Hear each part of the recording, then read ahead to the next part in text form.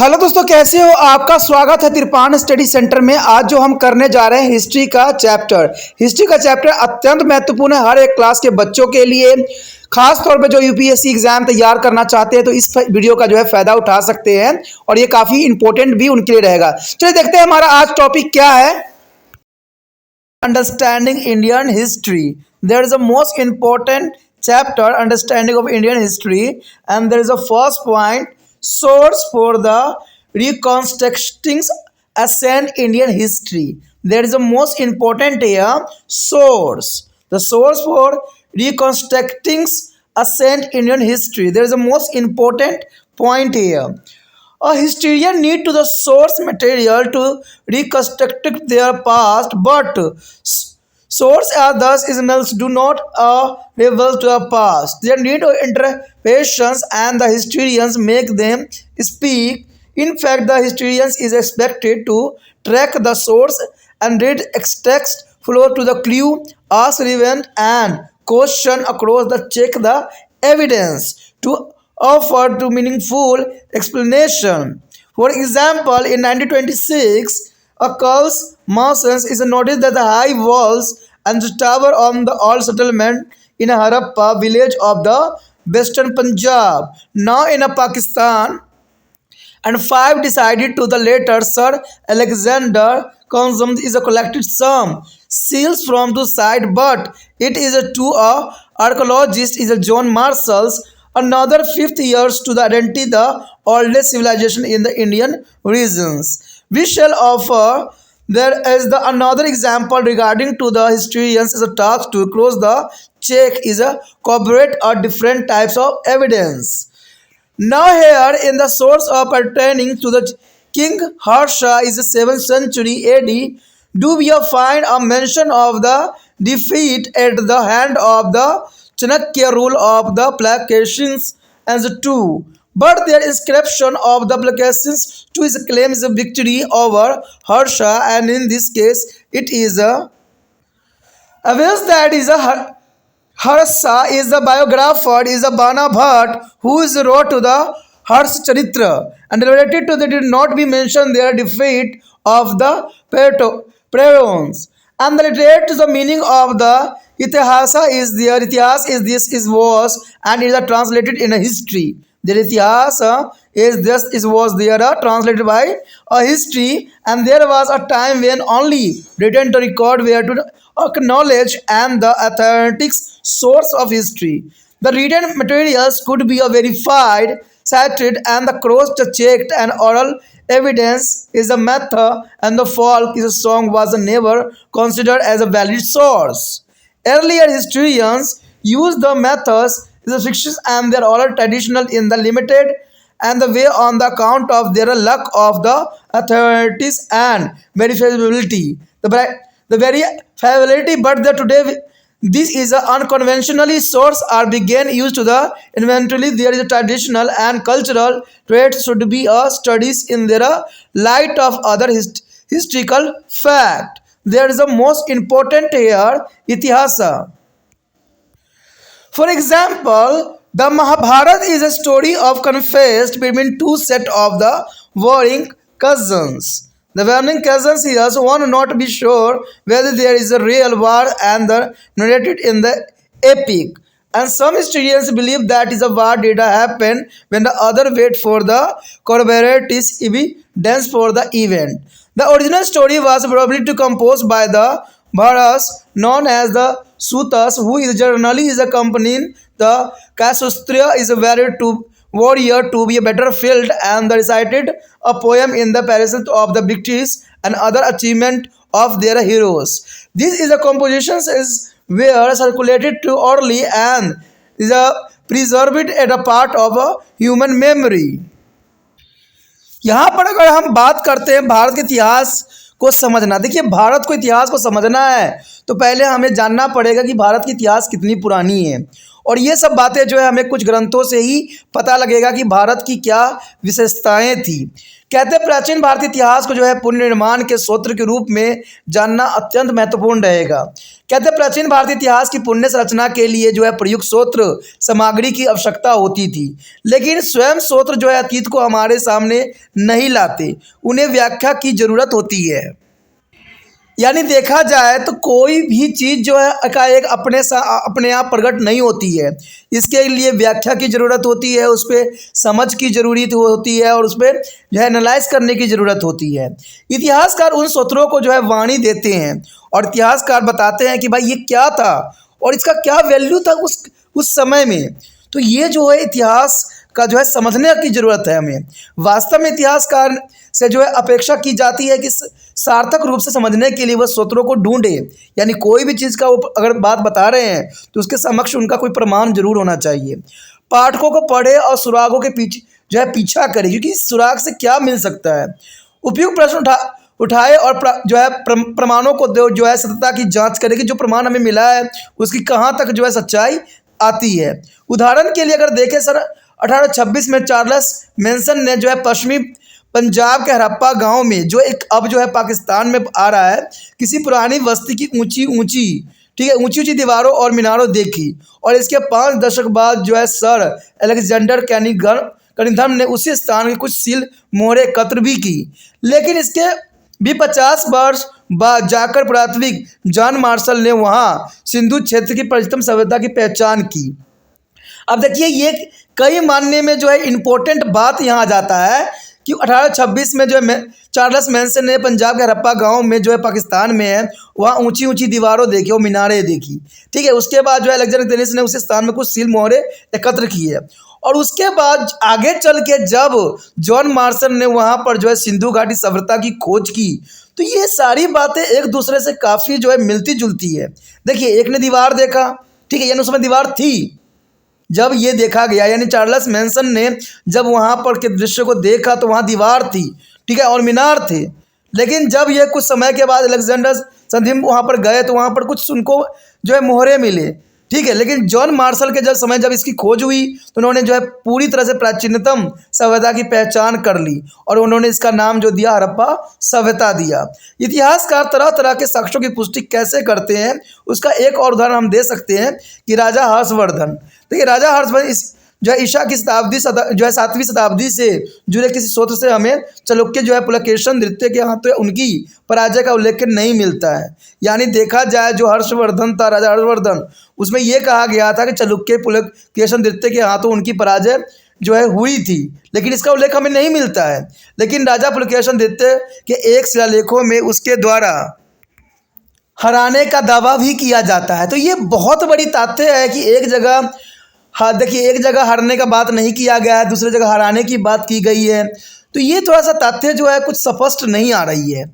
इसी स्थिति में यह स्पष्ट हो जाता है कि हर्ष की जो है जीवनी, हर्ष चरित्र के लेखक बाणभट्ट ने जानबूझ के अपने आश्रयदाता की पराजय का उल्लेख नहीं किया। ये भी बहुत बड़ी बात होती है दोस्तों जब इतिहास लिखी जाती है। मान लीजिए किसी को जो है आश्रय के रूप में, आश्रयदाता के रूप में जो है कोई राजा ने किसी को रखा है तो वो उसकी बुराइयां नहीं करता है, जिसके वजह से जो है हमें सही साक्ष्य प्रमाण जो है नहीं मिल पाता है। और इसका सबसे बड़ा एग्जाम्पल जो हमारे समक्ष आया है वो हर्षवर्धन की चरित्र थी, जिसको जो है बाणभट्ट ने लिखा था। और बाणभट्ट आपको पता ही है कि हर्षवर्धन के लेखक था और वो जो है आश्रयदाता के रूप में रहता था। तो उसने जो है ये बात को जो है पुलकेशन के द्वितीय के साथ जो युद्ध हुई उसमें पराजय की बातें उसने बिल्कुल ही मेंशन नहीं किया। तो यही इतिहास जो है बहुत काफ़ी कन्फ्यूज़न भरा बना देते हैं। यहाँ पर हम जो है इतिहास के बारे में समझ रहे हैं तो इतिहासक शाब्दिक अर्थ क्या है, ऐसा हुआ। अंग्रेजी में इसका अनुवाद जो है हिस्ट्री, यानी हिस्ट्री किया जाता है। एक समय था जब लिखित अभिलेखों को इतिहास का प्रमाणिक स्रोत माना जाता था और लिखित सामग्री की सत्यता जांची जा सकती थी, उसे उद्धव तक किया जा सकता था और अन्य स्रोतों से भी उसकी जो है पुष्टि भी की जा सकती थी। मृतक लोकगीत आदि जो है मौखिक साक्ष्यों का सही स्रोत माना ही नहीं जाता था। आपको पता है पुराने समय में अगर हम किसी भी जो है चरित्र की बात करें तो वहाँ पर जो है पहले मौखिक रूप में हुआ करता था, लोग गाया करते थे, ठीक है। बाद में जाके जो है इसको लिखित रूप दिया, लेकिन जब कहते हैं मौखिक रूपों को जो है कोई भी प्रमाण देने को तैयार नहीं होता था। आरंभिक इतिहासकार मृतकों की जो कथाएं और मौखिक जो है परंपराओं का सहारा नाम मात्र के ही लेते थे, क्योंकि ना तो उनके सही होने का कोई प्रमाण होता था और ना उनकी सच्चाई की जांच हो सकती थी। लेकिन आज अनेक नए तरीक़ों से जो है गैर पारंपरिक स्रोतों का उपयोग हो रहा है। परंपराओं और जो है सांस्कृतिक प्रवृत्तियों का अध्ययन अन्य ऐतिहासिक तथ्यों की रोशनी में होना चाहिए। यानी इसके लिए जो है हर एक चीज़ का जो है सही जांच परख के साथ जो है इतिहास का जो है सही रूपरेखा प्रस्तुत करने की आवश्यकता है। यदि हम उदाहरण के लिए ले तो महाभारत जो है दो भाइयों की संतानों के बीच हुए संघर्ष की गाथा है, जो आप लोग भी जानते होंगे। हम निश्चित रूप से नहीं कह सकते हैं कि इस महाकाव्य में वर्णित युद्ध सचमुच हुआ था या नहीं। ये सबसे बड़ा प्रश्न चिन्ह उठ रहा है। कुछ इतिहासकारों का मानना है कि यह युद्ध वास्तव में हुआ था, जबकि कुछ अन्य इतिहासकार दूसरे स्रोतों से पुष्टि हुए बिना इस बात को मानने को तैयार ही नहीं है। मूल कथा जो है शायद सूतों द्वारा रची गई हो, जो आमतौर पर जो है क्षत्रिय योद्धाओं के साथ युद्ध क्षेत्र में जाते थे और उनकी जो है विजय तथा अन्य उपलब्धियों की प्रशंसा में काव्य रच रचाकर जो है सुनाते थे। ये रचनाएं जो होती थी उस समय मौखिक रूप से ही प्रसारित होती थी और मानव स्मृति का एक हिस्सा बनकर सुरक्षित बची रहती थी। देखिए दोस्तों, ये बात कई मानने में सही तथ्य भी है, क्योंकि हम जानते हैं कि ऐसे बहुत से हमने अपने मम्मी पापा से या अपने दादा दादी से सुना है कहानी जिसकी वास्तविकता नहीं है, लेकिन फिर भी उनके मुंह से हम सुनते ही रहते हैं। वो अपनी मम्मी को बताते हैं, वो उसे चलते चलते जो है हम अपने पूर्वजों तक पहुंचाते हैं, और कभी कभी यही रूप जो है एक कथा का रूप धारण कर लेता है। तो इसमें कोई तो राय नहीं है, लेकिन फिर भी है जो यहाँ पर कहते हैं जब तक तथ्य न हो तब तक इस बात का जो है प्रमाण देना संभव नहीं है। तो यही बात जो है इतिहास के लिए अत्यंत महत्वपूर्ण यहाँ बनाता है। The most important topic here literacy source. There is the most important and the first year religious literature. There is the religious literature is the most important for evidence of the history. The most ancient Indian text contain of religious themes, and these are known as the Veds. Ved is the most important here. There are assigned to see is a 1500 to the 500 BC backward century, and their Vedas are four in a number. The Rig Veda mainly consists of prayer. The Rig Veda here is the only for the prayers. The other three is a Samya, Azur, and Earth contain a prayer, rituals, magic, and the mythological story. There is a most important here. Their content prayer and the restricted is a magic and mythological story. The Upanishad is a content to the is a philosophical is a discussion on the Atma and Paramatma. There is a Upanishad here is the most important. There is a discuss here Atma and Paramatma, and they are also referred to be Vedant. There is a Vedant is very important here. The two epics is a Ramayana and Mahabharata is a seem to has been to finally is a complied by their AD 400 of the two. The Mahabharata is attributed to the cells Vyasa, and it is original to consist of the 8,800 verses, and there is a called Jaya Gita or the song dealing with the victory. Jaya Gita are there or decline with the victory, and this later go to expand it to the 40,000 verses and the come to known as the Bharata, because they are containing a story of the is descendant of one of the earliest Vedic tribes is called Bharata. A further expanded version of 1 lakh verses was the named Mahabharata. The first of all is the 24,000 verses here, but today is a 1 lakh verses was named to the Mahabharata. And similarly, the Ramayana of the Valmiki originally is a consist of 600 verses and then 12,000 verses, and the finally expanded to 24,000 verses. There is a most important here. In the post-Vedic period after the BC of 600, we have recorded a large number of literature on the moral value is called Sutra.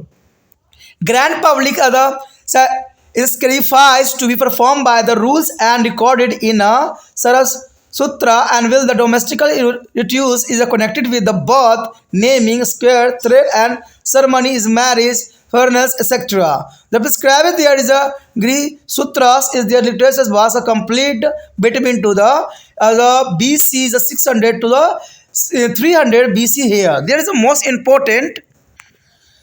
The religious is a book of the Jains and Buddhists refer to the historical person and incidents is connected with their respective religions.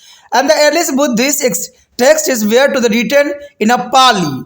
The Pali is the written by the Buddhist in their scripture and they are called Tripatak. There is a call to the Tripatak and three basket. V is a Sutpatak, Vinay Patak and Abhidham Patak. There is the most important here, three Patak. And of the most important non-religious Buddhist literature are there is a Jataks. There is a content of story of the preview birth of the Buddha. It is the belief that before he was actually born in the Gautam. The Buddha is a passed through over to 550 is the births. Each birth story is called to the Jatak. Jatak is called to the 550 birth here called Jatak. This story through there is available is a light on the social and economical condition of the period between the 5th and 2nd century BC. The Jaina is a text where written in a Prakriti and there is a eventually is a complete in the 6th century AD is the Valavi in a Gujarat. Is a Valavi in Gujarat. There is a called Angas. Angas and contain to the philosophical concept of the Jains. यहाँ पर देखा जाए तो हम साहित्यिक स्रोतों के रूप में जो है इतिहास को जानने की कोशिश करेंगे कि आखिर इतिहास के किस किस स्रोतों से जो है इतिहास की सही प्रमाण हमें मिलेगा और भारत का इतिहास समझना हमारे लिए अत्यंत महत्वपूर्ण है। दोस्तों बहुत ज़रूरी होता है कि जो है भारत का इतिहास क्या है और ये सारी बातें जो है कई मान्य यूपीएससी एग्ज़ाम के जो बच्चे की तैयारी करने का सोच रखे हैं अगर ये सब चीज़ें अच्छे से पढ़ते हैं समझते हैं तो उनके लिए काफ़ी इम्पोर्टेंट रहेगा। कहते हैं सबसे पहले हमारे समक्ष आता है धार्मिक साहित्य। कहते हैं भारत की अधिकतम प्राचीन रचनाएं धर्म से संबंध रही है और इन्हें वेद कहा गया है और इसका जो है रचना काल जो है 1500 ईसा पूर्व से लेकर 500 ईसा पूर्व लगभग माना गया है। वेदों की जो है चार है, आपको पता है वेद हमारे चार होते हैं। ऋग्वेद में मुख्य रूप से जो है प्रार्थनाएं ही हैं। अगर ऋग्वेद की बात करें तो उसमें प्रार्थना ही है, प्रेयर ही है। और अन्य तीन वेद में जो है समवेद, अजुर्वेद, अर्थवेद में जो है प्रार्थनाएं, अनुष्ठान, मंत्र और पुराने कथाएं हैं। तो ये सारे वेदों में जो है हमें हर तरह के अनुष्ठान, मंत्र और पुराण कथाएं जो है बहुत मात्रा में उपलब्ध है। उपनिषदों को बात करें तो ये आत्मा परमात्मा के संबंधों को जो है दार्शनिक विभेदन करता है, यानी उपनिषद जो है आत्मा और परमात्मा के जो है विषय में बताता है। इन्हें वेदांत भी कहा जाता है, इसे हम वेदांत भी कहते हैं। यदि हम बात करें रामायण की और महाभारत की तो कहते हैं हमारे सबसे बड़ा महाकाव्य ये दो ही है, रामायण और महाभारत। इन दो महाकाव्य का संकलन जो है अनुमानित ईस्वी सन 400 तक जाकर पूरा हुआ होगा। इसमें से महाभारत के रचनाकार जो है व्यास मुनि है माने जाते हैं और व्यास मुनि ने ही इसको बनाया भी था, यानी उन्होंने रचना पूरा किया था। इसमें जो है देखा जाए तो 8800 श्लोक थे और इसका नाम तो था जय गीत था अथवा इसे विजय गान भी कहते थे। आगे चलकर इसकी विस्तार हुई और इसमें जो है 24,000 श्लोकों में हो गया। इसे जो है भारत कहा जाने लग गया क्योंकि इसमें प्राचीनतम वेद वंशों में एक जो है राज्य वंश के उत्तराधिकारियों की गाथाएं थी और इसके और जो विस्तृत किया गया संस्करण तो महाभारत में 1,00,000 श्लोक में बदल गया। देखिए कहते हैं ये धीरे धीरे कितना बदल गया। पहले 8,800 श्लोक हुआ करती थी, फिर जाके जो है जब भारत इसका नाम पड़ा तो उस समय 24,000 श्लोक थी। लेकिन अगर देखा जाए अभी के समय में तो 1,00,000 से ऊपर श्लोक है। तो इसका मतलब है कि अगर हम बात करें व्यास मुनि की तो जो उस समय रचना उन्होंने किया था तो सिर्फ 8,800 श्लोक ही थी, जिसे जय गीत या विजय गान के रूप में जाना जाता था। लेकिन आज के समय महाभारत जो है 1,00,000 से अधिक श्लोकों के साथ जो है आज विद्यमान है। इसी प्रकार अगर हम मूल्यतः वाल्मीकि द्वारा रचित रामायण की बात करें तो वाल्मीकि जी ने जो रामायण की रचना किया था उस समय जो श्लोकों की संख्या थी वो सिर्फ 6,000 श्लोक थी। लेकिन मगर आगे चल के जो है इसका विस्तार हुआ और कहते हैं पहले 12,000 तक पहुंची और आज जो है ये 24,000 श्लोकों में हो गया है। तो इसका मतलब है कि इसमें बहुत धीरे धीरे बदलाव हुई है और बहुत सी चीज़ों को जो है बदल के जो है एक नया रूप दिया गया है। तो इतिहास इस बात के लिए जो है साक्षी है कि ये समय समय पर जो है बहुत ही बदलाव देखने को मिलता है। उत्तर वैदिक में वेदों के वाले जो है काल जो है 600 ईस्वी के बाद हमें जो है अनुष्ठान संबंधी ढेर सारा जो है धार्मिक साहित्य मिलते हैं, जिसे हम सूत्र कहते हैं। सूत्र में जो है हमारे सभी तरह के धार्मिक साहित्य के बारे में जो है विस्तार पूर्वक जो है उसमें बताई गई है। राजाओं द्वारा बड़े बड़े बलि यज्ञ आदि के जो है विद्वान जो है सौत्र सूत्र में मिलते हैं, जबकि जन्म नामकरण और यशोवती विवाह अष्टमी आदि संस्कार जुड़े घरेलू अनुष्ठानों का विद्वान जो है ग्रह सूत्र से मिलते हैं। गृह सूत्र से ये सारी चीज़ों का जो है विस्तार पूर्वक हमें जो है जानकारी प्राप्त होती है। इस साहित्य का संकलन जो है लगभग 600 से लेकर 300 ईस्वी के बीच मानी जा रही है। अगर देखा जाए जैन और बौद्धों के धार्मिक ग्रंथ के रूप में, तो इन धर्मों से जुड़े ऐतिहासिक व्यक्तित्व और जो है घटनाओं का जो है विवरण देते हैं। आरंभिक बौद्ध रचनाएं पाली में लिखी गई थी, उन्हें जो है त्रिपिटक यानी 3 पिटारे कहा जाता था, जिसका जो नाम आपको पता ही होगा। सुत्त पिटक जो था, विनयम पिटक था, अभिधम पिटक था। ये तीनों जो नाम है त्रिपिटक के नाम है जो आपको याद रखना चाहिए। सुत्त पिटक था, विनयम पिटक था और अभिधम पिटक था। धर्मों के इतर बौद्ध साहित्य में सबसे महत्वपूर्ण स्थान जातकों का रहा है, यानी जातकों का जो है बौद्ध धर्म में बहुत काफ़ी इंपॉर्टेंट रहा है। इसमें गौतम बुद्ध के पुण्य जन्मों की कहानियां हैं। माना जाता है कि गौतम बुद्ध के रूप में जन्म लेने से पहले बुद्ध के जो है 5500 जन्म और भी हुए थे, और इसका जो है विस्तार पूर्वक जो है वर्णन है वो जातक में वर्णन है। यानी जातक में उनके पूरे जीवन में जितने भी उन्होंने जन्म लिया है, 550 जो है उन्होंने जन्म लिया, उसकी सारी व्याख्या जो है विख्यात इसमें दी गई है। हर जन्म की कहानी एक जातक कहलाती है। ठीक है, ये कहानियाँ ईसा पूर्व 5वीं से 2री शताब्दी के बीच के काल के सामाजिक और आर्थिक स्थिति पर बहुत महत्वपूर्ण प्रकाश भी डालती है। जैन पाठकों की रचना जो है प्राकृतिक भाषा में हुई थी और आगे चलकर इसका संकलन ईस्वी की 36वीं शताब्दी में गुजरात के वल्लभी नामक स्थान पर हुआ था। यानी इसका जो है संकलन कहाँ हुआ था? वल्लभी नामक स्थान पे हुआ था। किसका? तो जो ये हमारा प्राकृतिक भाषा में हुई थी, किसका? जैन पाठकों का। तो यूपीएससी एग्जाम में ऐसे ही क्वेश्चन पूछे जाते हैं जहाँ बच्चे कन्फ्यूज हो जाते हैं कि भाई क्या क्वेश्चन पूछे जाते हैं। आप जब पढ़ोगे अच्छे से तब ना आपको समझ में आएगा क्या चीज़ कहाँ पूछी गई है। इन्हें अंक कहा जाता है और इसमें जैन की दार्शनिक अवधारणाएं भी मिलती है। यानी इन सबको क्या कहा गया है? अंक का जो है नाम दिया गया है। The next topic is cellular literature. That is the most important for the understanding of history. This category of literature does not have a religion as the theme, and to this is a class belong to the Dharma Shastra as their law book, which are prescribed there is a duty for a different social group. Dharma Shastra is the most important book. There is a duty for different social group, and they set out a punishment for a person guilty of thief, murder, adultery, etc. The earliest law book is the Manu Samriti. Manu Samriti is the most important. It was the first book translated by the British and format is a basis of a Hindu code of law.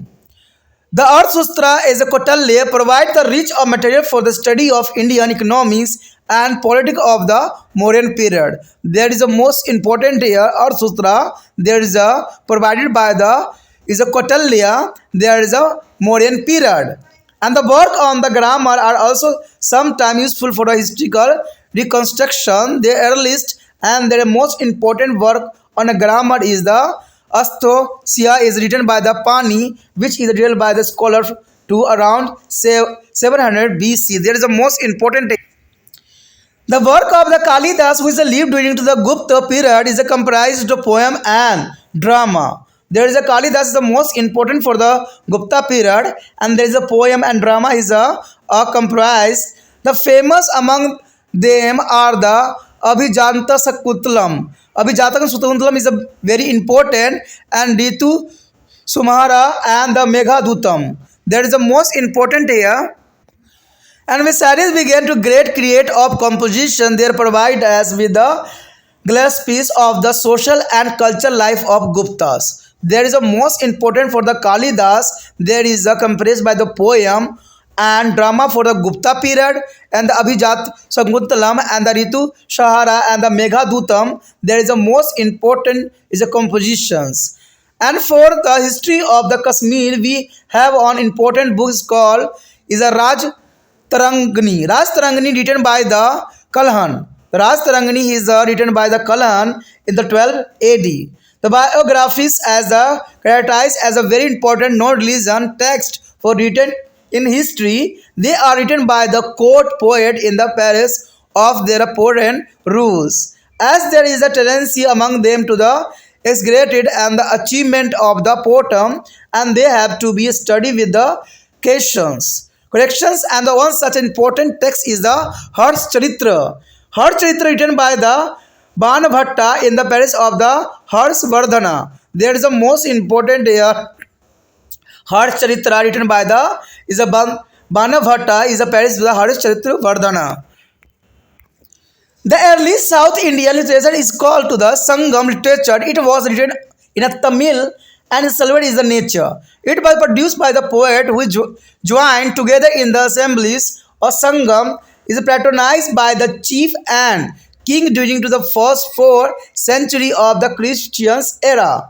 Literature is a consist of the short and long poem is the press of the various hero, edited probably to be recited in the court. It is also as a constitute there is a epics called to the Silpa Dikram and many Mekhalali. There is a Sangam literature is our major source for the study of South Indian society, economics and political during to the BC 300 to the AD 300. And the descriptions of given to the Sangam literatures are confirmed by the archaeologically is a find an account of the foregone travelers.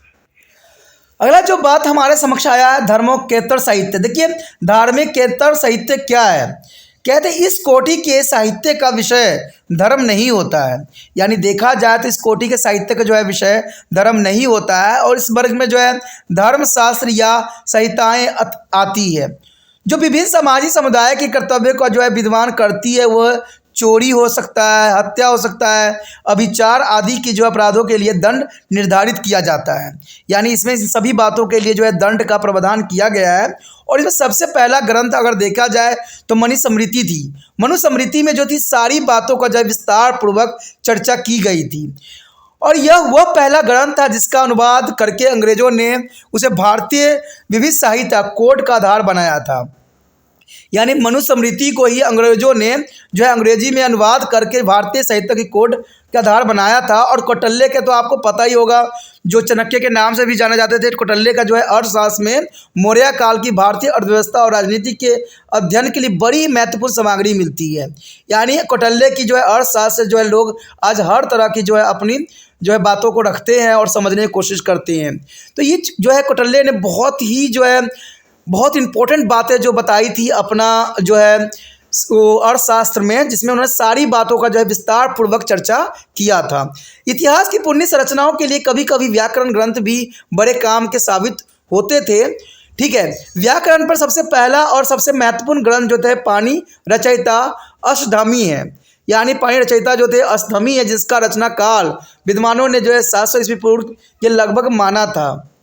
यानी जो व्याकरण पर आधारित थी, तो याद रखना व्याकरण पर आधारित कौन थी, पाणि रचयित अष्टधामी थी, जिसको जो है 700 ईस्वी पूर्व के लगभग माना गया।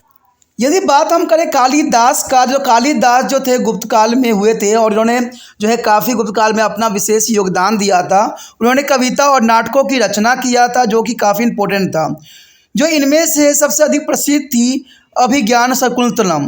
अभिज्ञान शकुंतलम जो थी बहुत इंपॉर्टेंट थी, और उसके बाद ऋतुसंहार था, उसके बाद मेघदूत था। कहते हैं ये सारी तीनों रचना जो थी कालिदास का सबसे प्रिय रचना थी, जिसमें नाटक जो और कविताओं को जो है भरमार थी। महान रचनाओं होने के साथ ही ये हमें गुप्त काल के जो है सामाजिक सांस्कृतिक और जीवन की झलक भी दिखलाती है। क्योंकि आपको पता होगा कि कोई भी अगर रचयिता जिस काल में थे उस काल में जो हमारी जो सामाजिक स्थिति थी, हमारी संस्कृति जीवन थी, तो उसका भी झलक हमें देखने को मिल जाता है। कश्मीर का इतिहास जानने के लिए हमारे पास जो है राजा तरंगनी नामक एक जो है महत्वपूर्ण ग्रंथ है, जिसकी रचना जो है कलहण ने किया था 12वीं शताब्दी में। यानी तरंगनी का जो रचयिता कौन थे, कलहण थे, जो कब किए थे 12वीं शताब्दी में। और ये किस पे आधारित था, कश्मीर के इतिहास पे। तो ये सब जानना आपके लिए अत्यंत महत्वपूर्ण रहता है एग्जाम व्यू से। इतिहास लेखन में सहायता के लिए जो है धर्मोत्तर ग्रंथों में जीवनियाँ या रचित बहुत ही महत्वपूर्ण थे। इसकी रचना जो है दरबारी कवि अपने आश्रयदाता शासकों के गुणगान के लिए करते थे। अब देखिए बहुत इंपॉर्टेंट बात यहाँ आया है कि ये तो बात आपको भी पता है कि जिसके आश्रय में जो कवि थे उन्होंने सिर्फ अपने आश्रयदाता के जो है गुणगान ही करते थे, कभी उनकी बुराइयों का जो है उजागर नहीं किया करते थे। इसलिए भी इतिहास थोड़ा समझने में बहुत ही प्रॉब्लम आती है। वो क्योंकि अपने आश्रयदाताओं की जो उपलब्धियों का बहुत ही अतिशयोक्तिपूर्ण वर्णन किया करते थे, इसलिए उनका अध्ययन जरा सावधानी से करना चाहिए। और इस तरह की एक महत्वपूर्ण जो रचयिता जो है हर्षचरित्र है, जिसका रचना बाण्य भट्ट ने हर्षवर्धन की प्रशंसा में की थी। तो हर्षचरित्र जो था बाण्य भट्ट के द्वारा रचित की गई थी, जिसमें सारी बात जो था हर्षवर्धन के जीवन पे आधारित थी और उसी के गुणगान पे जो है बताई गई थी। तो ये थोड़ा सा सावधानी पूर्वक अध्ययन करने की आवश्यकता है। दक्षिण भारत का सबसे प्रारंभिक साहित्य संगम साहित्य कहलाता था। यानी दक्षिण भारत की हम बात करें तो यहाँ पर जो है आरंभिक साहित्य संगम साहित्य कहलाता था और इसकी रचना तमिल में हुई थी। और यह जो है धर्मोत्तर साहित्य की श्रेणी में ही आता है। और इसके रचयिता वे कवि थे जो ईसा की पहली 4 शताब्दियों के दौरान राजाओं और सामंतों के द्वारा प्रायोजित सम्मेलन संगम में एकत्र होते थे। इस साहित्य में विभिन्न नायकों की जो है प्रस्तुति में रचित छोटे और लंबी कविताएं भी मिलती है। शायद इन्हें राज दरबारों में सुनाने के लिए रचा जाता था। और इस साहित्य के अंतर्गत शिल्पकदम का यानी शिल्प दिकारक्रम और जो मेकली जैसे महाकाव्य भी आते हैं। अब देखिए शिल्प दिकारम और जो है मणिमेकली जैसे महाकाव्य जो है बहुत काफ़ी इंपॉर्टेंट है। कहते हैं 300 ईस्वी से लेकर जो इस सन 300 की अवधि में दक्षिण भारत समाज में अर्थव्यवस्था और राजनीति के अध्ययन के लिए संगम साहित्य ही हमारा प्रमुख स्रोत के रूप में देखा जा सकता है। यानी संगम संहिता ही जो है जिसके बारे में हम उस समय के जो है जान सकते हैं, जो दक्षिण भारत के बारे में बताते हैं। इस साहित्य में मिले वर्णनों की पुष्टि जो है प्राथमिक खोजों से और विदेशी यात्राओं के वृत्तांतों से होती है। यानी जो खोज किया गया उन्हीं वृत्तांतों को जो है हम साक्ष्य मान के इस प्रमाण को जो है प्रमाणित करते हैं और इसी को लेकर आधार भी बनाते हैं। तो ये काफ़ी इंपॉर्टेंट बात है जो कि आपको जानना चाहिए। इतिहास को समझने के लिए इन सब तथ्य जो थे बहुत ही इंपॉर्टेंट थे। Important topic arrive here, non literacy source. Non literacy source here, the first here inscription. Inscription is the most important source here. The inscription are the permanent written engraved on the hard surface such as stone, metal, or is a terracotta. There is the most important here, the permanent written here. There are stone, metals, and terracotta. The study of inscription is called epigraphy. The study of the inscription is called to the epigraphy. Their earliest inscription were written on a stone, and they usually record to the achievement, activities, and idea of those who got them to inscribe. And so we get inscriptions, and which is a gorif their exploit of a kings or a mention of donations made by the woman for a religious purpose. These inscriptions which are there composed by poets in the period of kings and Platon, and now as a parasastrics is a some is inscription carry of date, other are the dated on the basis of the paleographic styles of written, with a fair amount of the precautions and the precisions, and the earliest inscription were a prakritik, a name for a language user ordinary people. In the later time, Tamil and Sanskriti were also used to be written to the inscription. The Maurya king Ashok was the first person to issue the inscription. There is the most important, note the point, the Mauryan king Ashok was the first person to issue the inscription. There is start of the Ashok for the written inscription here, and most of the inscription is a Prakritic language. There is a Prakritic language is the most important this time, and written in the Brahmi script through there some in the northwest. Were written to the Karaksi is the Aramaic and Greek script were used for the inscription in the Afghanistan, so that their local people could be understand their subject matter. That is the most important. The Brahmi script was the first is a deferred in the 1837 by James Prinsep, who was a civil servant during to the British rule. The Brahmi was the and the written from the left to right like a Hindi will a Kharoshti from right to left. Ashokan, his inscription helped the greatly his understanding his religious and administrative policy. For the first century BC, the king started to the granting land to religious people. The Satyavadhan king of the decline were to the first one to be do so. And this inscription recorded the consequence and the granted to be done is a receive a grant. Is a done is there is a receive of grant. Such a inscription help in us in the finding out of religious and economical activity of period. Some of these inscriptions are written on stone, but most on copper plate. The copper plate used on this time. The copper plate is a character where is probably give as a record of the transgression to those who is received the land and were a granted consequence. That is the most important here. However, there is some limitation of the inscriptional and evidence. For example, some time later are very faintly is engraved and thus the reconstruction are uncontaining. Also, inscription may be damaged or later missing. Besides, it is not always too easy to be sure about the exact meaning of the word used in the inscription, and some of which may be a specific to a particular place or time. यदि हम बात करें गैर साहित्यिक सूत्र में तो ये भी जो है कई मायने में इतिहास को समझने के लिए अत्यंत महत्वपूर्ण रहा है।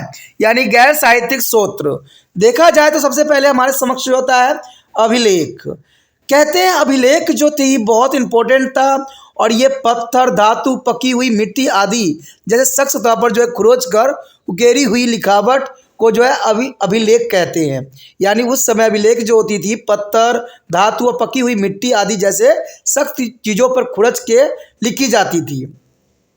इनका अध्ययन जो है पूरा लेखन विद्या के अंतर्गत होता था। ऐसे बिल्कुल ही आरंभिक लेख शिल्पों तथा पत्थरों पर खुदे हुए भी मिलते हैं। आमतौर पर इन्हें जो है खुदवाने वाली की जो है उपलब्धियां, क्रियाकलाप और विचारों का विवरण भी मिलता है। यानी जिन्होंने खुदवाया है उनमें क्या उनकी उपलब्धियां थी, क्या क्रियाकलाप था, क्या विचारधारा था, तो इन बातों को जो है इस पर अभी आकर्षित की गई थी। इसलिए हमें जो है ऐसे शिलालेखें मिलते हैं जिनमें राजाओं की जो है यशोगाथा होती थी, यानी राजाओं के बारे में विस्तृत जो है इंफॉर्मेशन होती थी। ये लोगों द्वारा धार्मिक उद्देश्यों से किए गए दान पुण्य का उल्लेख भी मिलता है। कवियों ने राजाओं तथा आश्रयदाताओं का प्रशंसा में ऐसे जिन अभिलेखों की रचना की थी उन्हें जो है प्रशंसित कहते थे। कुछ उत्कृष्ट लेखों में तारीखों दी हुई है और अन्य के समय का अनुमान पुरालिस्ट शास्त्र या लेखन शैली के आधार पर काफ़ी सटीकता से लगाया जा सकता है। लेकिन बिल्कुल ही आरंभिक शिलालेख जो है प्राकृतिक में मिलते हैं जो आम लोगों की भाषा थी। आगे चलकर इनमें तमिल और जो है संस्कृति का प्रयोग भी देखने को मिल रहा है। शिलालेख जो है लिखवाने वालों में सबसे पहला नाम जो है मौर्य सम्राट अशोक को जाता है। तो ये काफ़ी इंपॉर्टेंट क्वेश्चन आप लोगों के लिए बन जाता है कि सबसे पहला जो है शिलालेख पे लिखवाने का श्रेय किसको प्राप्त है, तो सम्राट अशोक को प्राप्त है। उनके अधिकतर शिलालेख जो है ब्राह्मणी लिपि में लिखी गई प्राकृतिक भाषा में ही है। हालांकि उत्तर पश्चिम मिले कुछ शिलालेखों की जो लिपि है खरोष्टी लिपि भी मानी गई है। अफगानिस्तान में मिला शिलालेख जो है अरामाइका और जो है ग्रीक लिपि है ताकि स्थानीय लोगों ने लिखी हुई बातें समझ सके। ब्राह्मणी लिपि को पढ़ने में सबसे पहले जो है जेम्स प्रिंसेप को जो 1837 जो है सफलता मिली थी। कहते हैं प्रिंसेप जो है ब्रिटिश शासन में सिविल सर्वेंट थे और ब्राह्मणी हिंदी जो है देवनागरी की ही भांति बाएं से दाएं लिखी जाती थी जबकि खरोष्टी दाएं से बाएं लिखी जाती थी। अशोक के शिलालेखों से हमें उनके धर्म तथा प्रशासन संबंधी नीतियों को समझने में बहुत ही सहायता मिलती है। कहते हैं ईसा पूर्व पहली सदी से राजा जो धर्मार्थ भूमि के दान करने लगे थे। सबसे पहले दक्कन के वाहन राजाओं ने ऐसा दान शुरू किया था। कहते उत्कर्णीय लेखों में ऐसे दाताओं और दान प्राप्त करने वाले का विवरण खुदा मिलता था। ऐसे लेखों से हमें उस युग की धार्मिक तथा जो है आर्थिक गतिविधियों के बारे में भी जानकारी मिलती है। इनमें से कुछ लेख पत्थरों पर पाए गए हैं, पर अधिकतर लेख जो है तांबे के पत्थरों पर मिलते हैं। तांबों के पत्थरों पर जो है खुदे अभिलेख जो है शायद भूमि पाने वालों के हितों में भूमि के स्वामित्व के प्रमाण के रूप में तैयार किया जाता था। कहते हैं आज के समय में बहुत से हमारे पास जो है सुविधा उपलब्ध है, लेकिन उस समय जो होता था, कोई अगर भूमि बेचा जाता था तो तांबे के पत्र पे जो थी खुदवाई जाती थी और उसका जो है सिग्नेचर वहाँ पर लिया जाता था। तो कहते थे ये जो प्रमाण होती थी बहुत ही साक्ष्य रूप में उपलब्ध होती थी। मगर इस प्रकार के लेखों का प्रमाण के तौर पर पूरी तरह से स्वीकारने में कुछ बाधाओं भी थी। अब क्या बाधाएं थे? उदाहरण के लिए कई अक्षर जो थे काफ़ी हल्के खुदे होते थे, इसलिए उन्हें पूरी तरह से पढ़ना समझना संभव नहीं होता था। इसके अलावा कहीं कहीं लिखावट घिस गई थी और कुछ अक्षर गायब भी हो गए थे। यह भी हो सकता है कि कुछ शब्दों के अर्थ हमारे जो है सामने स्पष्ट न हो सके, क्योंकि वे किसी विशेष स्थान या समय से जुड़े हों। तो कहते हैं ये सारी जो बातें थी काफ़ी जो है इम्पोर्टेंट था शिलालेख के अंतर्गत, जो कि इतिहास को समझने में अपना एक महत्वपूर्ण योगदान देता है। The second point here are knowledge tests is there as a coin. There is the most important here. The coin is the most important for the ancient period is the recognized. There is the study of the coins is known as the is a numismatics, and it does not only include the visual element such as the script and the image on the coin, but also is a metaphysically analysis.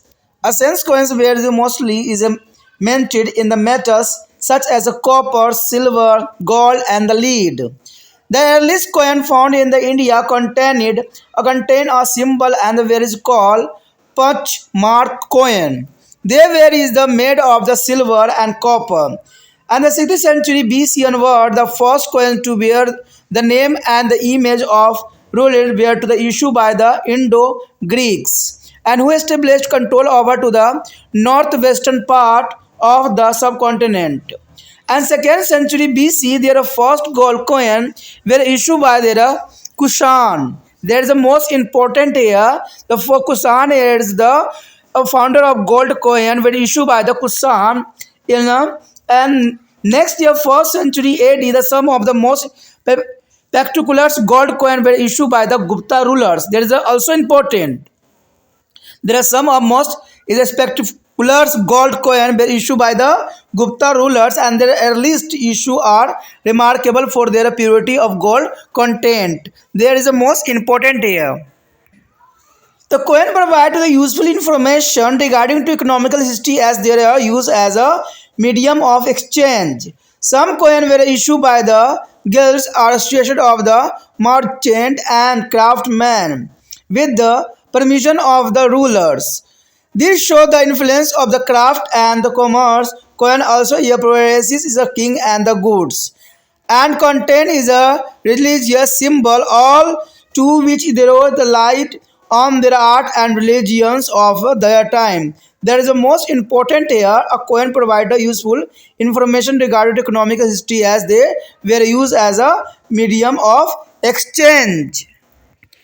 यदि यहाँ पर हम बात करें सिक्के को, जिससे हम जो है पुरातन समय की जो विचारधारा थी, पुराने समय की जो खोज थी, वो सिक्का जो है बहुत काफ़ी इम्पोर्टेंट अपना रोल अदा करता है। तो सिक्के का अपना एक महत्व रहता है प्राचीन जो है इतिहास को जानने में। ठीक है, तो कहते हैं सिक्कों का अध्ययन जो है मुद्रा शास्त्र कहलाता है। आपको पता ही है सिक्कों का अध्ययन जो करते हैं मुद्रा शास्त्र कहलाता है, और इसके अंदर सिक्कों पर जो है उकेरी हुई लिपि और जो है आकृतियाँ जैसे दृश्य तत्व ही नई धातुओं जो है विशेष जैसे तत्व भी आ जाते हैं।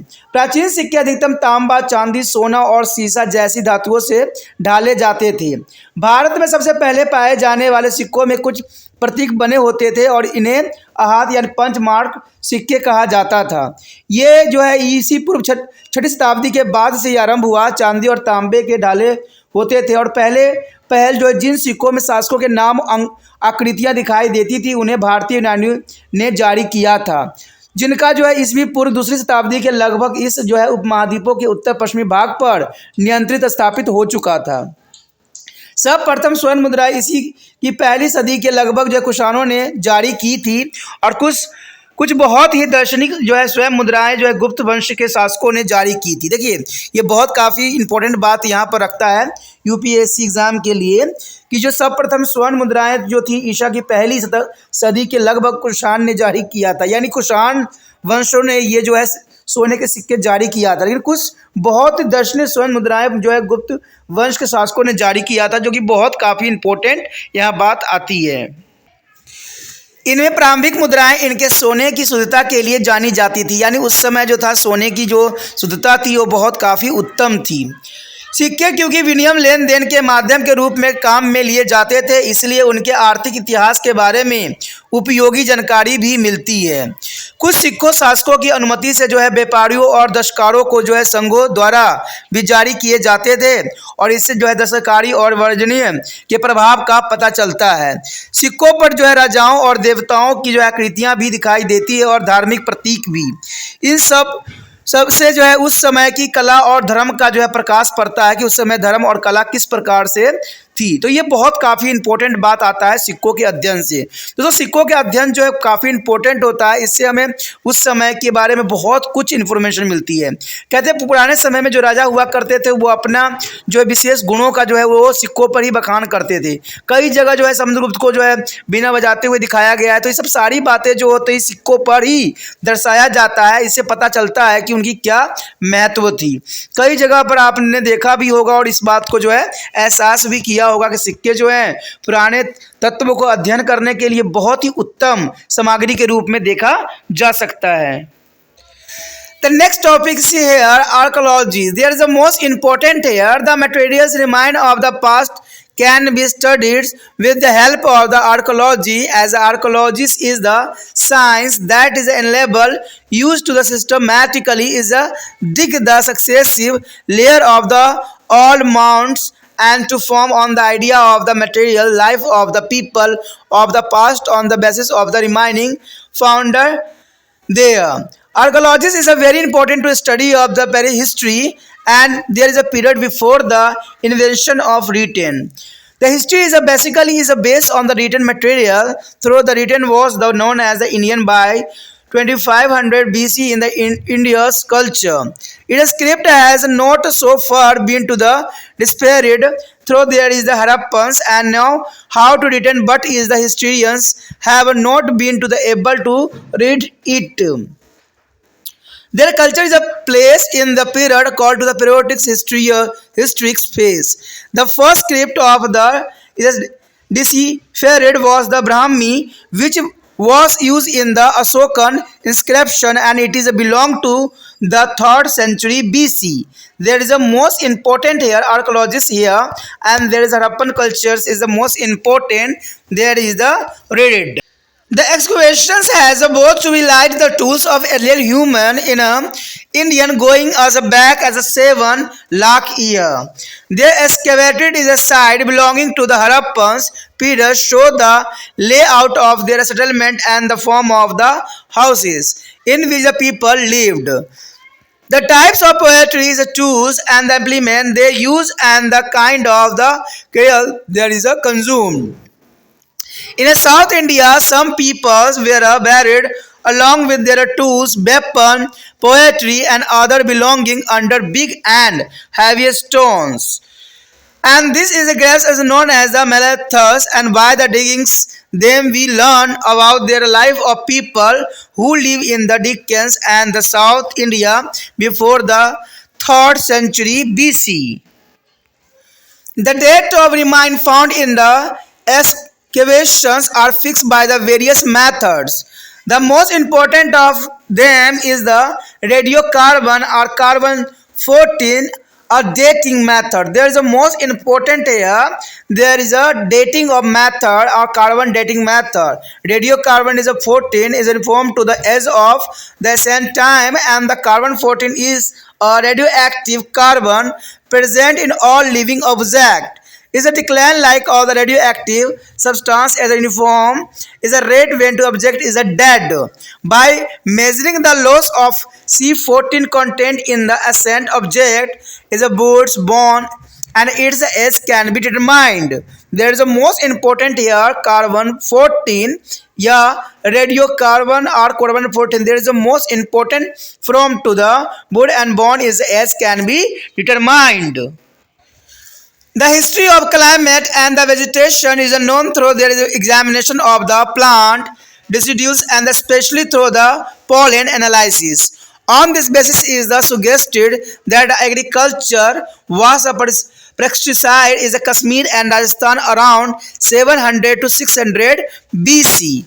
The nature and the component of the metal artifact can also be analyzed to scientifically and consequently is the mine from which is the metal were obtained are located and stage in the development of metal technology identified.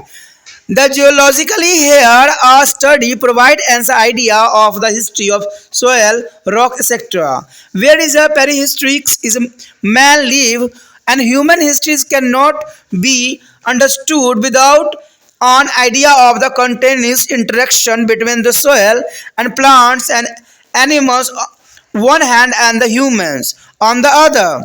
Taken together with the archaeologically is remind is geologically and biologically study act as an important source for the reconstructions and development of human history. यहाँ पर देखा जाए तो हमारे समक्ष जो आया है पुरातत्व। देखिए पुरातत्व क्या है? पुरातत्व जो होती है पुराने समय से मिले हुए कुछ अवशेष। कहते हैं अतीत के भौतिक अवशेषों का अध्ययन पुरातत्व की सहायता से होती है जो हमें पुराने टीलों की तहों की एक के बाद एक जो व्यवस्थित रूप से खुदाई करना और इसके द्वारा मिले जो है अवशेष के आधार पर बीते युग के मनुष्य के भौतिक जीवन के बारे में अनुमान लगाना सिखाता है। इसलिए पूर्व काल अथवा लेखन का आविष्कार होने के पहले के युग के अध्ययन के लिए जो है पुरातत्व जो है बहुत ही महत्वपूर्ण है। इतिहास जो है मूलतः लिखित सामग्री पर आधारित होती है। हालांकि भारत में जो है 2500 ईस्वी पूर्व में भी सिंधु घाटी संस्कृति के कला में लेखन का प्रचलन हो चुका था, पर उस लिपि को अब तक पढ़ा नहीं जा सका है और इस प्रकार जो है हालांकि हड़प्पा वासी लिखना जानते थे पर इतिहासकार उस लेखन को पढ़ नहीं सके। तो जो कि पुरातत्विक के अंतर्गत आता है। कहते हैं समय भी जो लोग थे समझदार थे, लिखना पढ़ना जानते थे और समझते थे कि इसका क्या महत्व है। लेकिन देखा जाए तो हड़प्पा सभ्यता के कल्चर को जो है लिखी हुई स्क्रिप्ट जो है आज तक नहीं पढ़ी जा सकी है, जो कि बहुत बड़ी दुर्भाग्यपूर्ण बात यहाँ रखती है। कहते हैं हड़प्पा सभ्यता के कल्चर उनकी संस्कृति का आरंभिक इतिहास दौर में रखा गया था जिसको सबसे पहली लिपि को पढ़ा जा चुका है वह है ब्राह्मणी, जो कि ईसा पूर्व तीसरी जो है सदी के लिपि है और अशोक के शिलालेखों में प्रयुक्त भी हुई है, जो कि काफ़ी इम्पोर्टेंट यहाँ आता है। कहते हैं खुदाई के द्वारा भारत में 7 लाख वर्ष पहले रहने वाले मानवों के द्वारा प्रयुक्त औजार तक हमें मिले हैं और हड़प्पा के जो है स्थानों खुदाई से वहाँ की जो है बस्तियाँ योजनाएं लोगों का निवास स्थान स्वरूप का भी पता चला है। साथ ही यह भी पता चला है कि वे मिट्टी के किस प्रकार के बर्तन जैसे औजार और उपकरणों और किस प्रकार के खाद्यान्नों का इस्तेमाल करते थे। दक्षिण भारत में कुछ व्यक्तियों को उनके मिट्टी के बर्तनों, औजारों, हथियारों और अन्य निजी वस्तुओं के साथ साथ बड़े बड़े भारी पत्थरों के नीचे दफनाया जाता था। इस कब्रों को जो है महापाषाण जो मेगालिथ कहा जाता था और इसकी खुदाई से हमें 3री सदी ईस्वी पूर्व के पहले दक्षिण भारत में रहने वाले लोगों के जीवन के बारे में पता चलता है, जो कि काफ़ी इम्पोर्टेंट यहाँ पर बात भी आता है कि उस समय के जो है बड़े बड़े हमें दफनाए गए चीज़ों के बारे में जो है इन्हीं चीज़ों से पता लगता था। कहते हैं खुदाई में मिले अवशेषों की जो है प्राचीनता या उम्र का निर्धारण कई पद्धतियों से होता है। इसमें सबसे महत्वपूर्ण है कि रेडियो कार्बन या कार्बन 14 यानी C14 कला निर्धारित पद्धति थी। दोस्तों आपको पता होना चाहिए कि कार्बन 14 क्या होता है। देखिए कार्बन 14 जो होता है उस समय के जो हमें अवशेष मिले थे उसको जो है कार्बन 14 से जो है हम उसके इन्फॉर्मेशन कलेक्ट करते हैं कि कितना साल पुराना हो सकता है और ये मेथड जो है रेडियो कार्बन या कार्बन 14 के नाम से जाना जाता है, जो कि बहुत काफ़ी महत्वपूर्ण है। एक जो है विवेकनशील कार्बन है जो सभी प्रकार के जीवनधारियों में होता ही है। जीवधारियों की जो है मृत्यु के बाद सभी जो विवेकशील पदार्थ की तरह ही ये भी एक निश्चित सामान्य गति से जो है नष्ट होता रहता है। किसी भी प्राचीन पदार्थ, लकड़ी हो या हड्डी को जो है उम्र का अंदाज़ा इस बात से लगाया जा सकता है कि उसके C14 तत्व किस सीमा तक हर्ष हुआ है। यानी इससे हम बहुत आसानी से पता लगा सकते हैं कि इस जो है पदार्थ का जो है उम्र कितनी है, चाहे लकड़ी हो चाहे हड्डी हो, क्योंकि उसमें जो है कार्बन का जो है लुप्त होना, हर्ष होना, वो दर्शाता है कि वो कितना पुराना है। मौसम और वनस्पतियों के इतिहास का पता जो है पौधों के अवशिष्ट अंशों और मुख्य पराग के विश्लेषण से लगता है। इस आधार पर यह अनुमान लगाया गया है कि कश्मीर और राजस्थान में जो है 7000 से 6000 ईस्वी पूर्व के लगभग भी खेती होती थी। धातु की बनी वस्तुओं के प्राकृतिक और उसके अवयवों का भी वैज्ञानिक विश्लेषण हो सकता है और इसमें जो है उन खदानों का भी पता चल सकता है जिनसे ये धातु निकाली गई थी। इस प्रकार धातु के प्रौद्योगिक टेक्नोलॉजी के विकास के चरणों को भी हमें पहचाना जा सकता है। कहते हैं भूवैज्ञानिक अध्ययन से जो है ऐतिहासिक मानव के निवास स्थल की मिट्टी और चट्टानों आदि के इतिहास का अनुमान भी हो जाता है। जब तक एक और मनुष्य दूसरी और मिट्टी, पौधे और पशुओं के निरंतर जो है पारंपरिक संपर्क को न समझा जाए तब तक जो है मानव इतिहास को भी नहीं समझा जा सकता है। प्राथमिक अवशेषों के साथ ही भूवैज्ञानिक और जो है प्राणी शास्त्र का अध्ययन का योग्य मानव इतिहास की पुण्य संरचना और विकास के लिए एक महत्वपूर्ण सामग्री के रूप में देखा जा सकता है। तो ये काफ़ी इम्पोर्टेंट बात रहता है कि प्रागैतिहासिक मानव की निवास स्थल की मिट्टी, चट्टान आदि के इतिहास का अनुमान भी हमें लगाना बहुत आसान हो जाता है। तो ये काफ़ी इंपॉर्टेंट है कि भूवैज्ञानिक और प्राणी शास्त्र का अध्ययन का योग जो है मानव इतिहास का पुण्य रचना और विकास के महत्वपूर्ण सामग्री के रूप में भी यहाँ देखा गया है। Next topic here's a account of the foreign travellers. There is a most important here. There accounts of the foregons are travels. Their indigenous is literatures can be supplemented by the foregone accounts. To India come Greek, Roman and Chinese is a visitor either as the ambassador as the traveler or to seek religious and knowledge from time to time. They have left behind on account of the things they say to be a court of the Chandragupta Maurya is come to Greek is a ambassador is called is a Megasthenes and who is wrote a Indica. The Megasthenes is who is written to the Indica. Its original text is a lost, but part of it has been to the preserved to the fragment acquired by the ancient Greek writer. When they read together, this is a fragment of furnish is available information not only about the administration but also social class and economical activity of Maurya period. There is a most important here Indica, the magazines there who is wrote Indica. There is the times of Chandragupta Maurya and Greek ambassador. There is the most important here. Greek and the Roman account of 1st and 2nd centuries is a mention many Indian port and commodities of trade between India and the Roman Empire.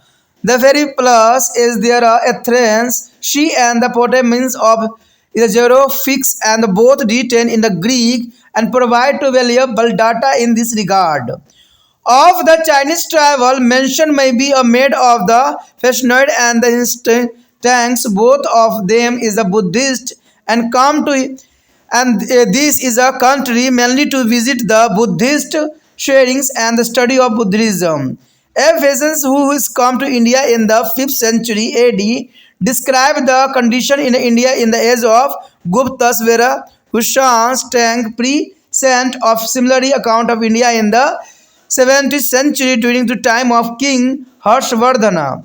The Harshvardhana Husan Tang is also described in a detail. The gallery of Nalanda universities is Bihar during this time. There is a most important here of Nalanda University is Bihar on this time. यहाँ पर दोस्तों जो हमारे समक्ष आया है विदेशी यात्रियों के वृत्तांत। देखिए बहुत से विदेशी यात्री आए जो हर जगह घूम घूम के आए और उन्होंने हर तरह के वृत्तांत को जो है अपने लिखा और काफ़ी ये इम्पोर्टेंट तत्व के रूप में भी देखा जा सकता है। स्थानीय साहित्य से प्राप्त जानकारी को विदेशियों द्वारा दिए गए वेरों से और बढ़ाया जा सकता है। भारत में समय समय पर जो है ग्रीस, रोम और चीन ने जो है अंगातिक आते ही रहे हैं।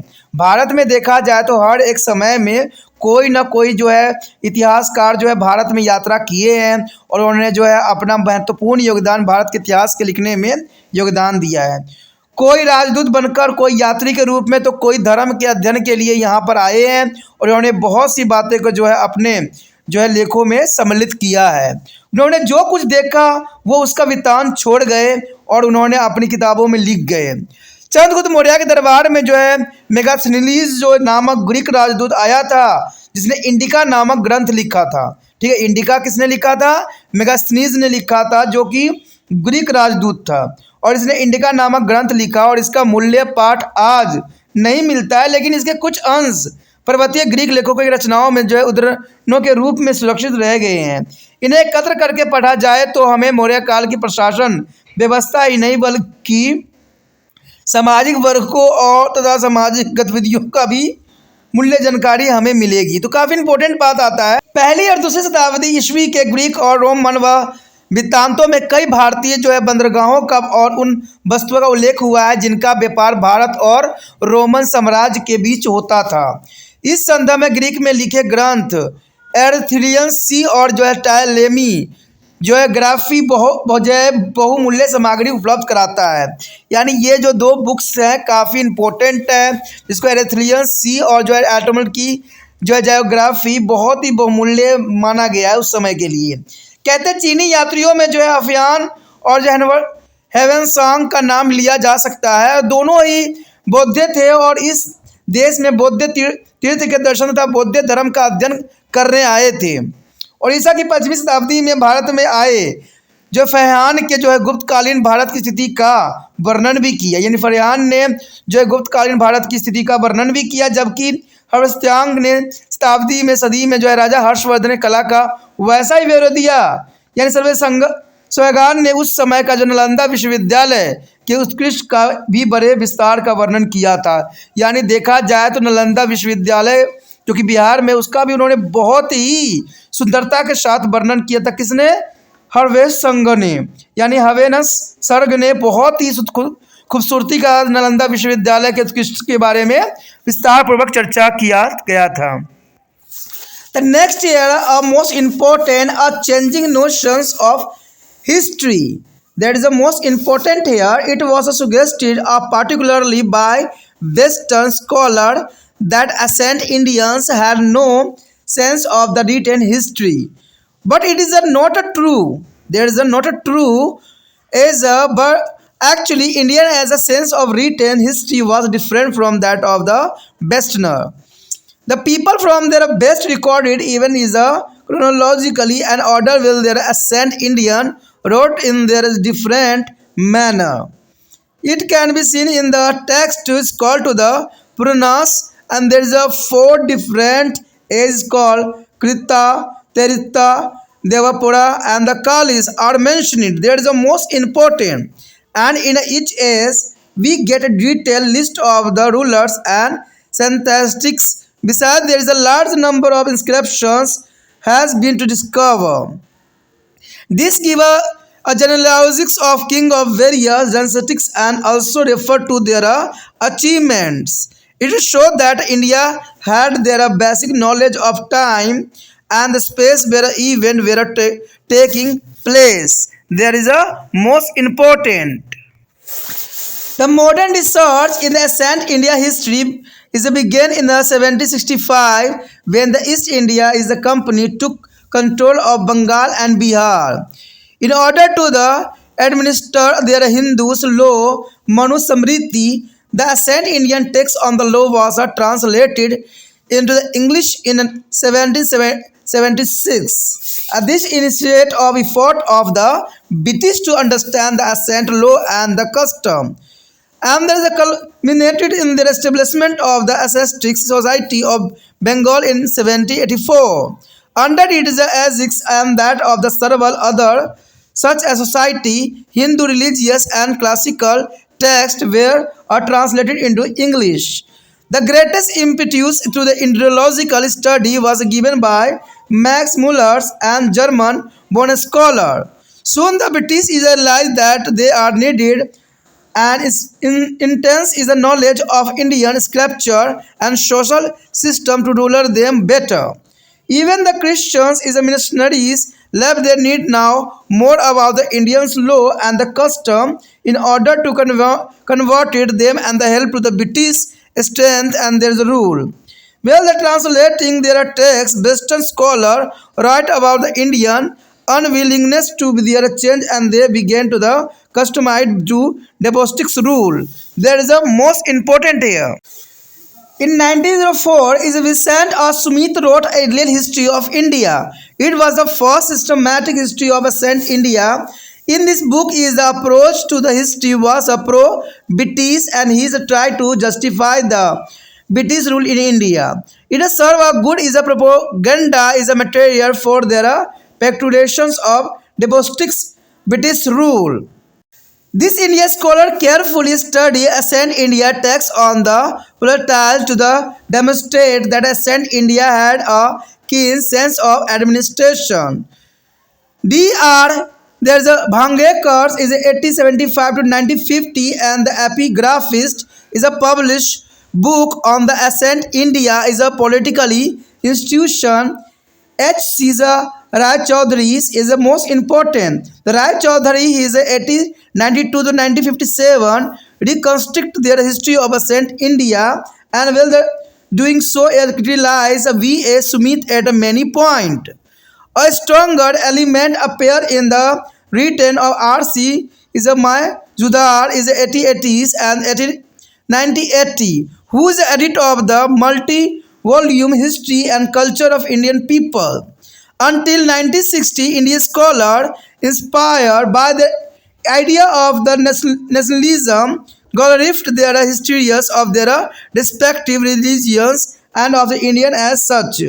The merit of the expounding their myth of is a despotism and goes to the K.P. Jaiswal is the 1881 and 1937. He wrote about the extensive of Indian is republics and self-government in ancient India. After the independence, a new trend of history return took over. There was a shift toward the return of non-political history with a great emphasis on the society and the economics. The wonder that was India was one such as a pioneering work written by the A.L. Bhushan's 1940 to 1986. A further shifts evidence in the D.D. Khoshbi is a 1907 to 1966. The book on the introduction to the study of Indian history. His treatment is a follow as a social economic aspect of ancient India history. After him, to large number of historians following there is a trend and focus on the social, economic, and cultural history. There is a main stress was on the mean of production and the social and economical relationship among different groups of people. यहाँ पर दोस्तों जो आया है हमारे समक्ष इतिहास की बदलती अवधारणाएं। देखिए इतिहास की बदलती अवधारणाएं क्या है। कहते हैं एक धारणा विशेषकर जो है पश्चिमी विद्वानों द्वारा फैलाई गई कि प्राचीन काल के भारतीयों में इतिहास लेखन का कोई बोध नहीं था, जो कि बहुत बड़ी गलतफहमी थी कि भारत के लोगों में भी इतिहास लिखने की जो है बहुत बड़ी चाव थी। मगर यह सत्य नहीं है। वास्तव में भारतीयों का इतिहास लेखन बोध जो है पश्चिम लोगों के भिन्न था। यानी भारत में देखा जाए तो उनको लिखने की पद्धति जो थी थोड़ा सा भिन्न था। पश्चिम में घटनाओं को जो है कालक्रम के अनुसार लिखा जाता था, जबकि जो है प्राचीन भारत की जो है पद्धति इससे भिन्न थी। इसका उदाहरण हम पुराणों में देख सकते हैं, जिनमें 4 विभिन्न युग थे, यानी सतयुग, त्रेता, द्वापर और कलयुग। तो ये 4 जो युग की बात की गई थी, तो हमें कैसे पता चला? यानी हमारे देश में ये सब बातें लिखी गई थी, तभी हमें जो है 4 युगों के बारे में पता चला, सतयुग, त्रेता, द्वापर और जो है हमारा कलयुग। तो ये काफ़ी इम्पोर्टेंट बात यहाँ पर आता है इतिहास के बदलती अवधारणाओं के अंतर्गत।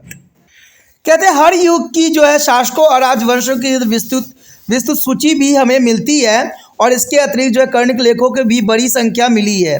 जिसमें विभिन्न राजवंशों के राजाओं के जो है वंशावली का और साथ ही उसकी उपलब्धियों का उल्लेख भी हमें मिलता है। इससे पता चलता है कि भारतीयों को घटनाओं के समय, काल और स्थान का जो है बुनियादी बोध हुआ करता था। तो ये काफ़ी इम्पोर्टेंट बात यहाँ पर आ जाता है। कहते हैं प्राचीन भारत के इतिहास में आधुनिक खोज जो 1765 में आरंभ हुई थी, जब बंगाल और बिहार के जो है ईस्ट इंडिया कंपनी के नियंत्रण में आ गए थे। हिंदू विविध व्यवस्था लागू करने के लिए भारतीय विविध के प्राचीन ग्रंथ मनुस्मृति जो 1776 में अंग्रेजों ने अनुवाद किया था, यानी मनुस्मृति का जो है 1776 में अंग्रेजों ने इसको जो है अपने लैंग्वेज में जो है इसको अनुवाद किया था। और अंग्रेजों ने प्राचीन भारतीय नियमों और आचारों को जानने समझने के जो आरंभिक प्रयत्न किए थे, उन्हें सन जो है 1784 में जो है एशियाटिक सोसाइटी ऑफ बंगाल की स्थापना के साथ पूर्णता प्राप्त भी हुई तथा ऐसी अन्य कई सोसाइटियों की जो है तत्वावधान में हिंदू धार्मिक तथा शास्त्रीय लेखन का अंग्रेजी में अनुवाद हुआ है। इसके अध्ययन को सबसे अधिक बल जो है जर्मनी में जन्मे विद्वान मैक्स मुलर के जो है प्रयत्नों से काफ़ी सफलता मिली थी। अंग्रेजों ने भी जल्द ही समझ लिया कि भारतीय पर जो है अच्छी तरह से शासन करने के लिए अनेक धर्म ग्रंथों और समाज व्यवस्थाओं का ज्ञान आवश्यक है। कहते हैं ईसाई मिशनरी ने भी भारतीयों का जो है धर्मांतर करने और ब्रिटिश शासन को जो है सुखद करने के लिए भारतीय कानूनों और रीति रिवाजों को अधिक जानकारी हासिल करने की जरूरत को महसूस किया था। भारतीय लेखक का जो है अनुवाद करते हुए पश्चिम विद्वानों ने जताया कि भारतीय परिवर्तन के प्रति जो है अनिच्छुक होते हैं और अत्याचारी शासन के असभ्यत हो चुके हैं, जो कि काफ़ी इम्पोर्टेंट आता है। सन 1904 में जो है विल्मिंगटन ए स्मिथ ने जो अर्ली हिस्ट्री ऑफ इंडिया लिखी। ठीक है, अर्ली हिस्ट्री ऑफ इंडिया लिखा, जो कि बहुत काफ़ी इम्पोर्टेंट था ए स्मिथ का।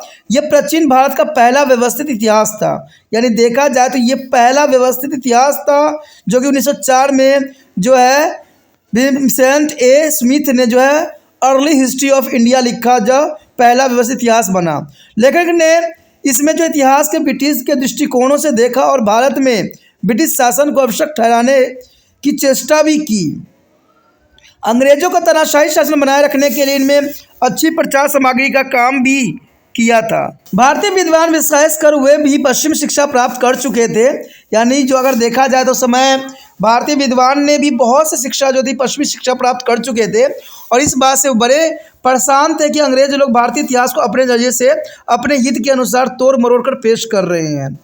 राष्ट्रीय भावनाओं से प्रेरित होकर उनमें से कुछ ने इतिहास को फिर से लिखने का दायित्व उठाया ताकि भारतीय संस्कृति की वास्तविक गौरव को दुनिया के सामने लाया जा सके। और इस प्रकार के दो महत्वपूर्ण राष्ट्रीय इतिहासकार थे R.G.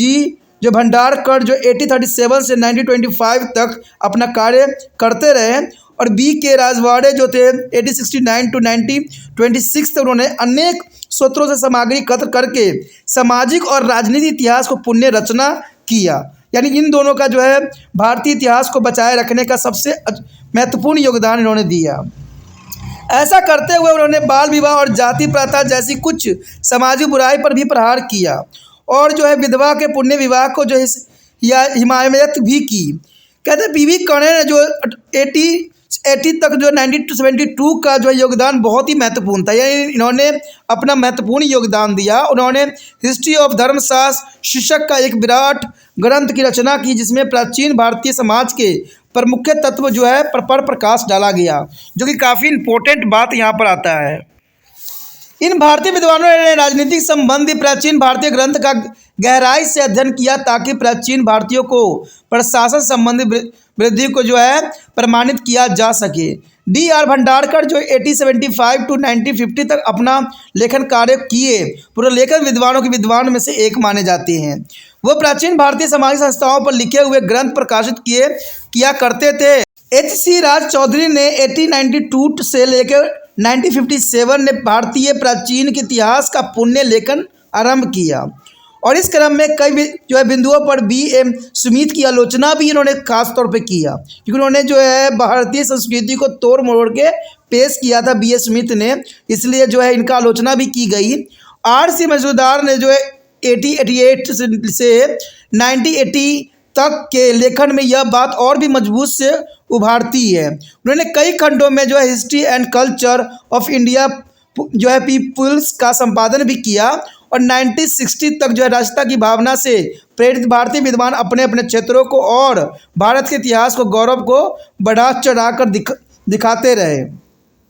अंग्रेजों ने प्राचीन भारतीय शासकों को जो है अत्याचारी और निरंकुश होने के जो मिथ्यक गाथा था उसे तोड़ने का श्रेय जो है केपी जायसवाल, जो कि 1881 से लेकर 1937 को जाता है। यानी इसके दौरान उन्होंने जो है केपी जायसवाल ने बहुत बातों को जो है खंडित किया। उन्होंने प्राचीन भारत में गणतंत्र और स्वशासन को अस्तित्व के बारे में भी लिखा। स्वतंत्रता के बाद इतिहास लेखन में कई नई प्रवृत्तियां छाने लगी। अब राजनीति इतिहास में जो है हटकर समाज और अर्थव्यवस्था के इतिहास पर अधिक बल दिया जाने लगा। और इस प्रकार की पहली रचनाओं में से एक थी A.L. वर्षम, जो कि 1914 टू 1986 लिखित द 100 डे ऑफ इंडिया, और D.D. कोसाविक्स जो 1907 से लेकर 1966 के ग्रंथ a introduction to history of Indian history में यह परिवर्तन और भी स्पष्ट हुआ। उनका लेखन प्राचीन भारतीय इतिहास के जो है सामाजिक आर्थिक पक्ष को लेकर चलाया था। उसके पश्चात बहुत सारे इतिहासकारों ने इस प्रवृत्ति का अनुसरण भी किया और अपने लेखन और सामाजिक आर्थिक और सांस्कृतिक इतिहास पर केंद्रित भी किया। उनका प्रमुख जो है बल उत्पादन के साधनों और विभिन्न समूहों को व्यक्तियों के बीच के जो है सामाजिक तथा आर्थिक संबंधों पर रहा। The most important topic arrive here, a theme in Indian history. What is the theme of Indian history here? For on the overall knowledge of the past, students are to be made aware of various aspects of the society is called themes. And these themes enable us to learn about the development in a different sphere: social, economical, religious, political, and cultural. The development in this is a sphere are so much is interlinked that they are often to the break the boundaries between them. For example, when the pastoral society of the earlier Vedic age got transformed into the settled agriculture society in the later Vedic age, the political system changed as the consequence. The king who was the earlier now as a Gopati is a lord of cattle. Is the pastoral society is become a Bhopati is a lord of the land. And with the development of agriculture economics, and with that is the war began to the fault of the acquiring more land instead of the cow. The king is a gradually is a become a powerful and the kingship hereditary. So we have noticed that a change in a different. In this course of materials, you will be learn about their development in the field of art, agriculture, caste system, science and economics, technology, and also about their rise and growth of various religious sects and schools. There is the most important here. यहाँ पर जो हमारे समक्ष आया है भारतीय इतिहास की विषय वस्तु, यानी क्या थीम हो सकते हैं। कहते हैं अतीत के संपूर्ण ज्ञान के लिए जो है विद्यार्थियों को समाज के विभिन्न पक्षों के जो है प्रति जागरूक करना अत्यंत आवश्यक है। इन पक्षों को जो है विषय वस्तु कहा जाता है, यानी थीम्स कहा जाता है। और सामाजिक, आर्थिक, धार्मिक, राजनीति, संस्कृति आदि विभिन्न क्षेत्रों में जो कुछ भी घटनाएं हुई है उनके बारे में हमें जानकारी भी मिलती है। इस तमाम क्षेत्रों में हुई घटनाएं परस्पर इतनी अधिक संबंधित होती है कि इनके बीच की सीमाएं अक्सर टूट जाती है। उदाहरण के लिए जब आरंभिक वैदिक युग का जो गोपालक समाज उत्तर वैदिक काल में जो है बस्तियों में बसे एक जो है कृषक समाज में बदला, तो परिणाम स्वरूप राजनीतिक पद्धति में भी परिवर्तन आया। गोपालक जो है समाज में राजा गोपति कहलाता था, यानी गोपालक समाज में राजा जो होता था क्या कहलाता था, गोपति कहलाता था। और कृषि आधारित अर्थव्यवस्था के विकास के साथ वह भूपति कहलाने लगा। साथ ही जो है अब युद्ध दूसरे की गाय छीनने के लिए नहीं बल्कि अधिक भूमि हासिल करने के लिए होने लग गई। यानी पहले देखा जाए तो साथ ही कहते हैं युद्ध दूसरे गायों के छीनने के लिए नहीं होती थी बल्कि भूमि के लिए होने लग गई। राजा क्रमशः अधिक शक्तिशाली होने लग गए और राजा का पद वंश परंपराओं से मिलने लग गया, यानी एक के बाद एक जो होगा राज्य वंश पे बैठेगा। तो हम देखते हैं कि विभिन्न क्षेत्रों के परिवर्तन एक दूसरे से जुड़ जाते हैं, प्रायः उनका प्रभाव बड़ी बड़ी घटनाओं पर भी पड़ता है। और इस पाठ्य सामग्री में आपको कला, सामर्थ्य, जाति व्यवस्था, जो विज्ञान और अर्थव्यवस्था के विषय में जो है विस्तार पूर्वक जानने को मिला और बहुत काफ़ी ये इम्पोर्टेंट भी था। कहते हैं इससे हम जो है पुरातत्विक और जो आधुनिक में भी काफ़ी हम जानने और समझने की कोशिश भी किया। प्लस हमने जो जितने भी तत्व लिए सारे के सारे बहुत इंपॉर्टेंट थे प्राचीन इतिहास को समझने के लिए। अगर आपको अच्छा लगा तो लाइक शेयर सब्सक्राइब करना मत भूलना।